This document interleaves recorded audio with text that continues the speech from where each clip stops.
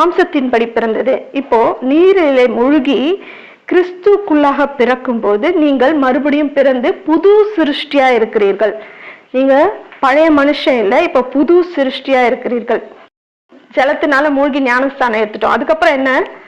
பரிசுத்த ஆவியானவர் நம் மேல வருவார். பரிசுத்த ஆவியானவர் அபிஷேகத்தை நாம பெற்றுக்கொள்வோம்.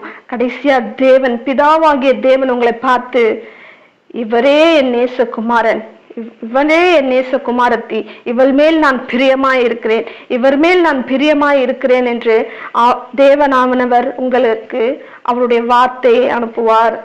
தேவனானவர் உங்களுக்குள்ளாக மகிழ்ச்சி ஆவார், உங்கள் மேல் பிரியமா இருப்பார். ஏன்னா அவர் இப்ப எப்படி பார்க்கிறாரு?